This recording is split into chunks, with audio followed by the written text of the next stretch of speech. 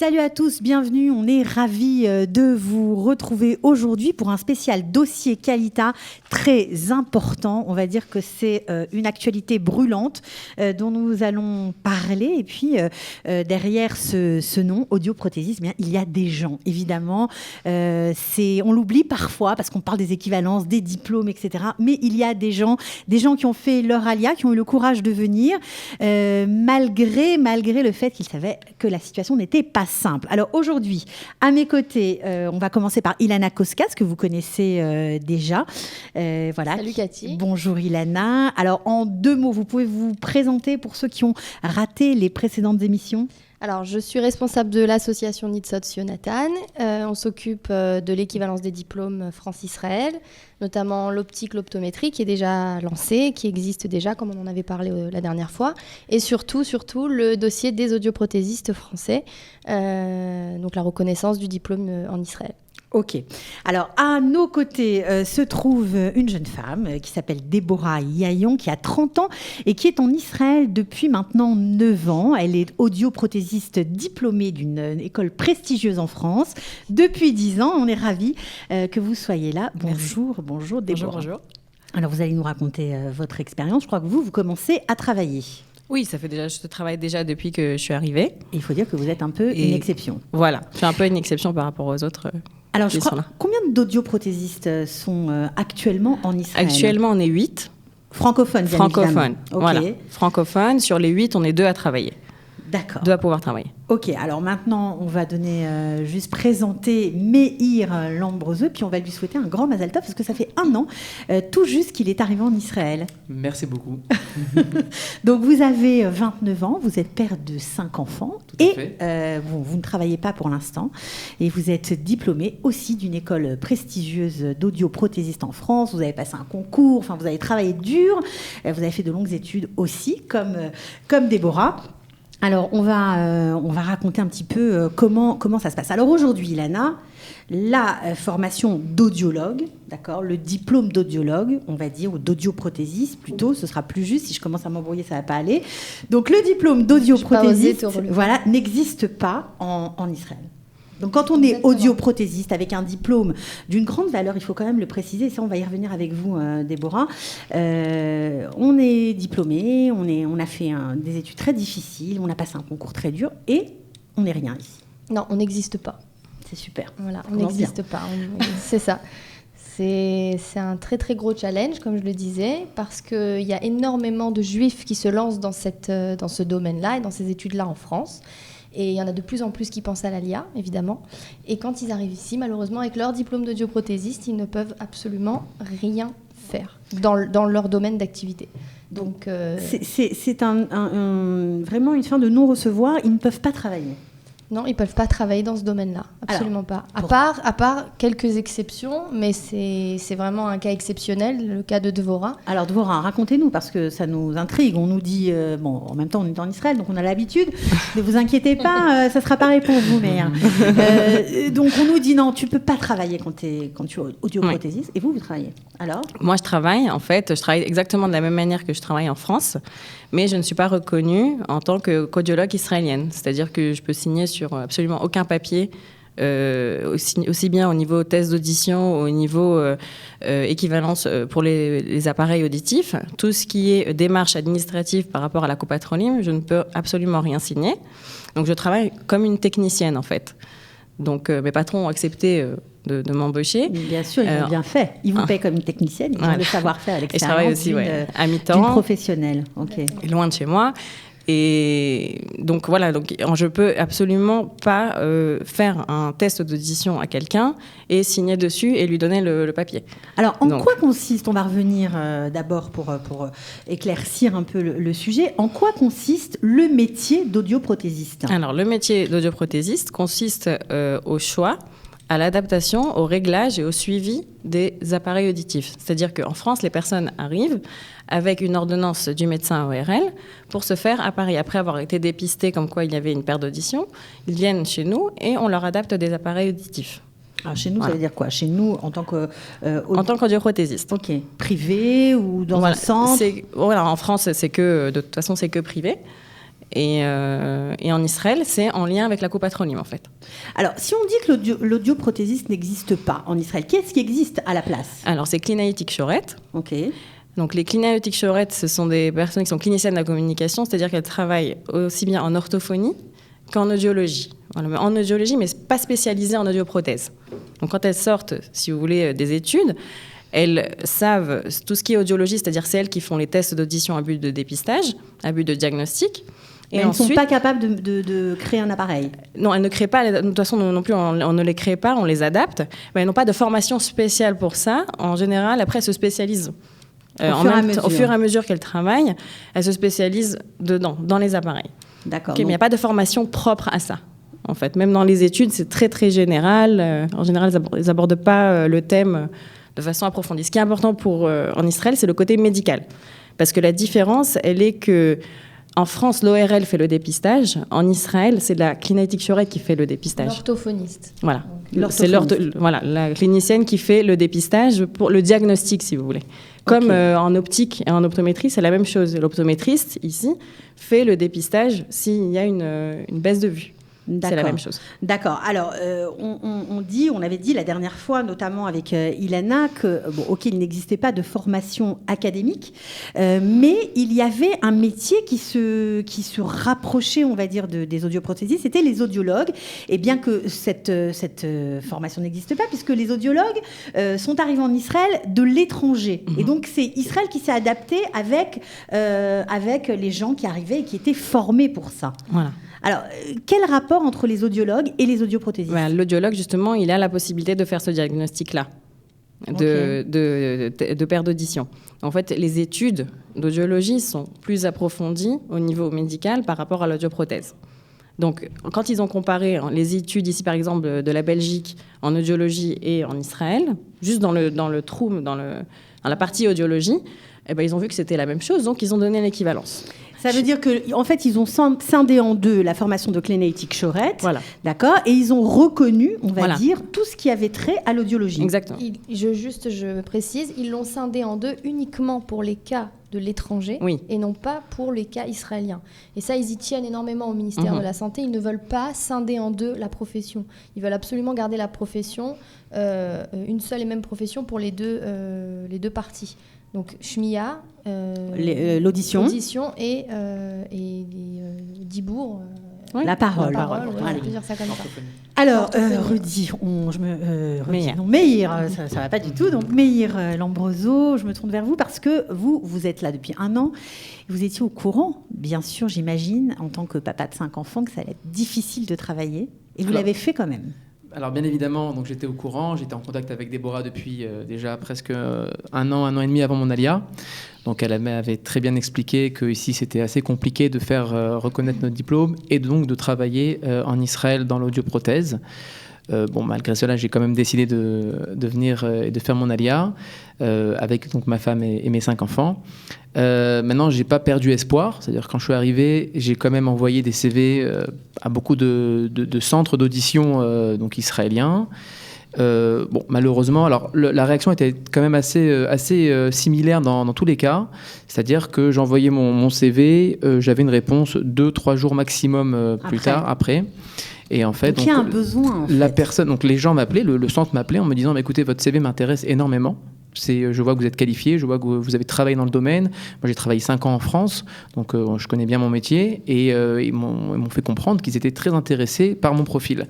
Première question, par contre, qui vient après ça, c'est est-ce que vous avez le Rishayon pour travailler? Voilà, le Rishayon, c'est le permis. Le permis de travail pour être reconnu au niveau des Kupot-Cholim. Et alors, c'est là qu'il faut essayer de parer cette question-là. Et à un moment donné, on est obligé de dire la vérité que non, on n'a pas le Rishayon, même si c'est en cours, même si on est dans un cheminement pour essayer de l'avoir. On n'est pas encore malheureusement reconnu au niveau donc, du ministère de la Santé, ministère d'Abriout.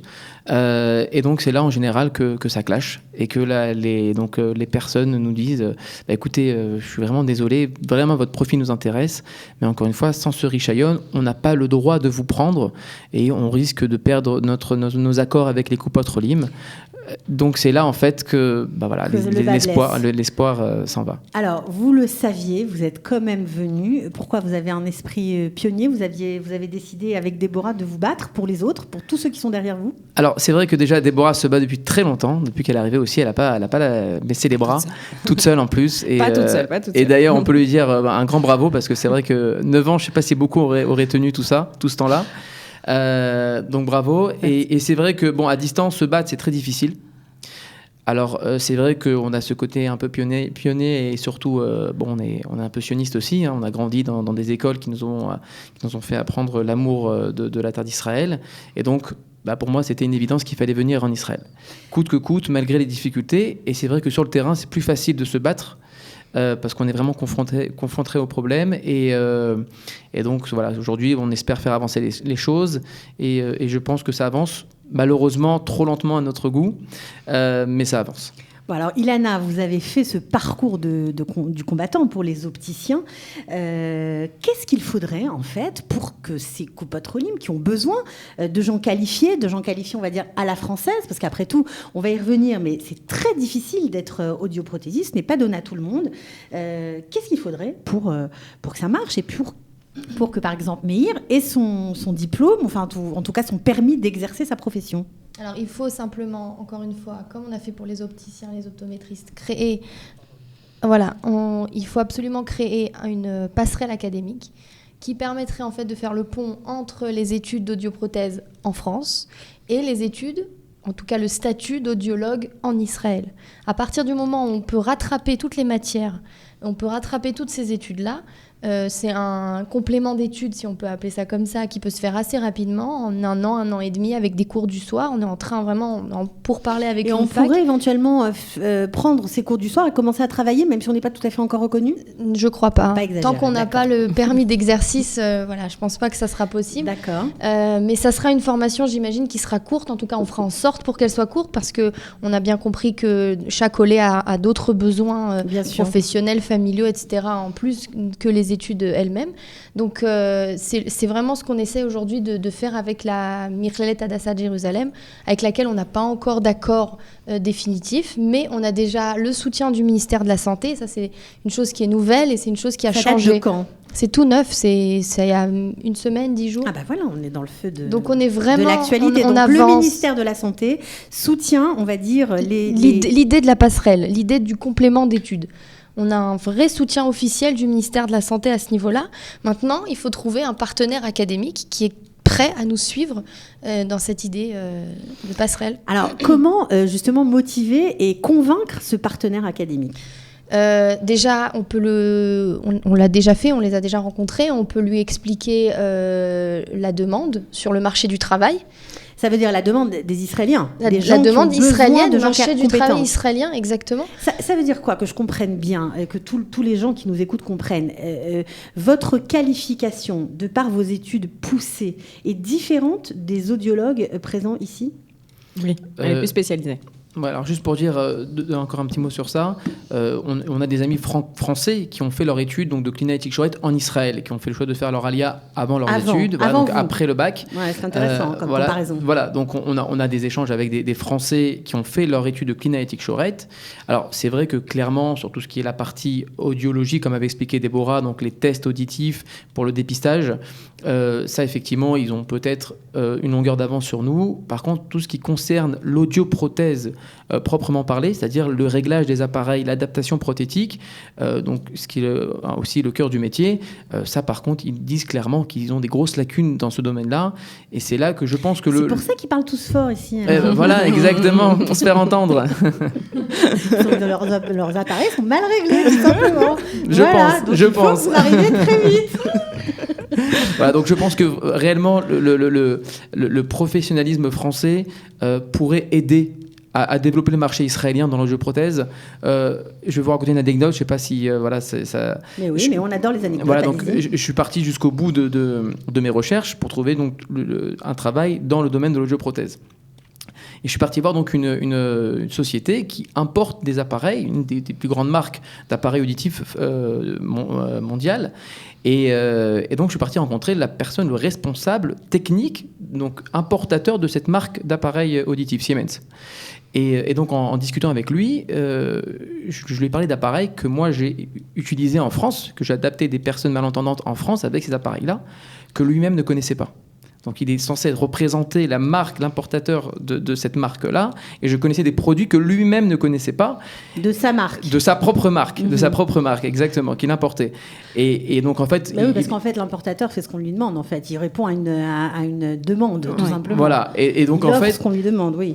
Et donc, en fait, il m'avait proposé un poste de technicien pour réparer des appareils, chose qui n'est pas vraiment notre métier, mais bon, on était prêt à tout faire pour... Et donc, à la fin de la discussion, il m'a dit, écoute, je peux vraiment pas te prendre dans ce domaine-là. Tu connais tellement de choses. Il m'a dit, va travailler dans le high-tech, c'est mieux pour toi. Ça va pas nous arranger, ça. Voilà. Donc, non, tout simplement pour dire que voilà, je pense qu'on a une connaissance qui n'est pas négligeable et qui pourrait vraiment apporter dans le monde de l'audioprothèse en Israël. Est-ce qu'il y a une association des audioprothésistes En France ? Ici ? Non. Non, pas encore. Ilana ? Non, il n'y a pas d'association. Pourquoi tu me regardes ? Ah là, je sais pas, vous êtes très active, Ilana, alors. Non, il n'y a pas d'association. On m'entend ? Ouais, on t'entend. Vas-y. Voilà. Il n'y a pas d'association pour les audioprothésistes. Par contre, il faudrait vérifier s'il n'y a pas une... Il y a un petit problème. Parle avec celui-là, il y a un Voilà, petit problème. voilà, juste je disais, il n'y a pas d'association pour les audioprothésistes même, mais il faudrait peut-être vérifier s'il n'y a pas une association pour les orthophonistes étrangers qui ont fait l'ALIA, et pas seulement francophones, quoi. Élargir un peu le débat. Européenne, ouais. Pour aider. Il y a l'association... oui, mais... Elle a oublié le nom. Non, Nefesh Benefesh. Oui. Qui a un département américain, qui a un département orthophoniste. On est en contact avec Suzy, si je ne me trompe pas, qui nous donne plein d'infos sur les études américaines, etc. C'est aussi sur ça qu'on s'est basé quand on a avancé sur le dossier. Mais je ne crois pas quand vous avez avancé sur le dossier avec le ministère de la Santé. Il fallait qu'on se base sur d'autres choses, sur d'autres cas, sur d'autres histoires qui existaient avant. Et on avait à l'époque contacté Nefesh Benefesh qui avait pris le dossier en main. Mais je ne crois pas qu'il y ait d'association à proprement dit vraiment pour les orthophonistes ici. Alors, Meir, vous qui êtes arrivé depuis pas longtemps, vous avez laissé sûrement beaucoup de copains, d'amis dans votre métier en France et à Paris. Racontez-nous un peu ces études tellement compliquées et pourquoi les Juifs de France adorent, c'est nouveau, c'est un engouement pour ces études. Alors, déjà au niveau des études, comment ça se passe, c'est qu'il y a un concours d'entrée pour rentrer dans 5 écoles, je crois, ou 6 maintenant en France. Donc, il y a 5 ou 6 écoles en France avec un concours d'entrée qui est relativement difficile. C'est-à-dire qu'il y a, je crois, si mes souvenirs sont bons, il y a entre 10 et 15% des candidats qui se présentent au concours qui sont reçus dans l'école. Donc c'est des études, enfin l'entrée dans l'école est difficile. Après les études, donc c'est sur 3 ans, répartis avec donc des cours et des stages. Pourquoi c'est un métier qui est très prisé aujourd'hui en France, surtout dans la communauté juive? Parce que c'est un métier relativement court au niveau des études. On est 3 ans d'études, contrairement à médecine où il faut rentrer dans des études longues de 6 voire plus, et avec lequel on peut sortir donc des études avec un salaire très correct. Pour un premier salaire, en moyenne, on est à 3 000 € net pour un premier salaire, donc ce qui aujourd'hui est relativement rare en France, de sortir de l'école et de trouver un métier rapidement. Il n'y a pas de chômage dans ce domaine-là en France, donc on trouve rapidement un métier, un travail, et avec un salaire très très correct, voilà, aux alentours de 3 000 € net. Par mois. Donc c'est un métier qui est très prisé et la communauté juive cherche toujours les bons filons de toutes les manières. Donc voilà, c'est un bon filon en France, oui. Ok, et puis c'est intéressant aussi. Et c'est un métier très intéressant, bien évidemment. C'est un métier qui il y a le côté technique où il faut connaître l'appareil auditif, il y a le côté relationnel, il faut avoir des bonnes relations avec les patients, clients qu'on a, et voilà, il y a un côté aussi un peu paramédical qu'en général beaucoup de gens apprécient. Est-ce que ça vous aiderait, d'après vous, d'avoir plus d'audioprothésistes français diplômés, qualifiés, qui débarqueraient ici pour vivre, pour faire leur ALIA ? Déborah? Ah oui, oui, c'est sûr. Si Pourquoi? on était plus nombreux, je pense que les choses auraient avancé plus vite. rapidement. Ouais. Oui, c'est certain. Je vois déjà, par exemple, même pour l'orthophonie, ils étaient déjà beaucoup plus nombreux et ils ont eu leur équivalence aussi.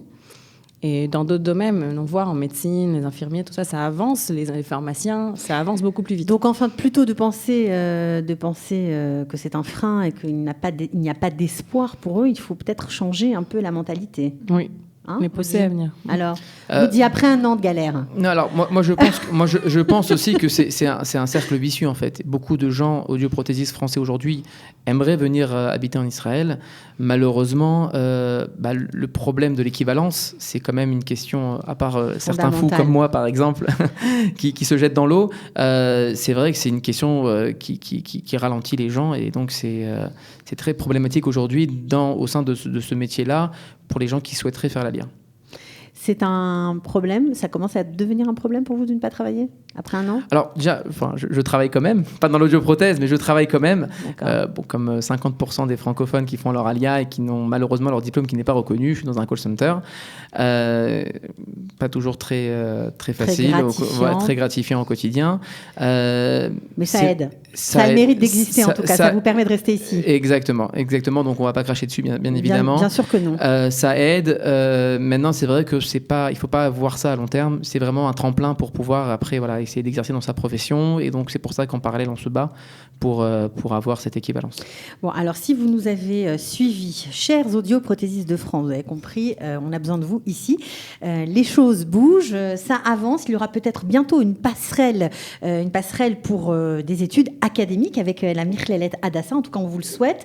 Le ministère de la Santé, ça c'est pour les nouvelles fraîches, vient de cette semaine, je crois, d'apporter le soutien aux audioprothésistes de France pour justement que ces études académiques se mettent en place et pour peut-être, pourquoi pas, valider ces fameux Sésame ouvre-toi pour pouvoir travailler en Israël. Voilà, on vous le souhaite en tout cas de tout cœur. Merci beaucoup d'être venu. Un petit mot à rajouter peut-être, Déborah? Oui, je voulais juste rajouter, déjà merci beaucoup à Ilana aussi qui travaille avec nous depuis déjà un certain temps et qui nous a... Grâce à elle, on a beaucoup avancé, et aussi à Kalita et à toutes les associations aussi qui sont autour, qui nous ont beaucoup aidés. Ils sont bien chez Kalita. C'est vrai qu'ils font un travail formidable. Vraiment, ils font un super boulot. Pour avoir assisté à des réunions avec justement le ministère d'Abriout, ils savent vraiment faire avancer les choses et ils savent se faire concrétiser les choses. Se faire entendre une voix, la voix des francophones qui était, on va dire, un peu, pas muette, mais disons en sourdine. Ouais. Voilà. Et je voulais aussi dire qu'avec Meyer, on a créé un groupe Facebook qui s'appelle Audio en Israël. On a regroupé les gens qui seraient susceptibles de faire l'ALIA, qui aujourd'hui, il y a 80 personnes quand même inscrites. Mais ça, il faut le répéter. Et donc voilà, inscrivez-vous. Donc comment ça s'appelle la page? Audio en Israël. Audio en Israël, il y a déjà 80 personnes, 80 audioprothésistes susceptibles de faire l'ALIA qui se sont inscrits, bravo. C'est important juste, en effet, cette histoire de Facebook, parce qu'on publie, on va essayer de plus en plus maintenant de publier les avancées, parce qu'il y en a vraiment des vrais maintenant, donc c'est intéressant de les mettre. Et donc si vous voulez vraiment suivre ce qui se passe en temps réel, on peut dire, inscrivez-vous à cette page Facebook pour être au courant. On la redonne. Voilà, donc audio en Israël. Voilà, ok. Merci beaucoup à tous d'être venus. Bonne chance, Meir. Merci beaucoup, Cathy. Vraiment, je vous invite, dès que vous avez votre premier job, à revenir nous raconter. Avec grand plaisir. Voilà, Be'atzlacha, vous aussi, Be'atzlacha. Et j'espère que vos employés vont vous passer à plein temps. Ça y est, ça suffit maintenant. J'aimerais bien. On peut leur faire un petit coucou, c'est qui vos employeurs? Alors, j'en ai un qui est à Modi'in. Ok. Donc, la société s'appelle Ofakim, et un autre à Evan Yehuda qui s'appelle Audio à Sharon. Ça méritait d'être cité parce qu'ils ont tendu la main à une Ola Hadasha. C'est pas toujours facile. Dans la limite, on va dire, des choses possibles. Bravo à eux. Merci. Et à très, très bientôt à tous. Au revoir. Merci. Au revoir.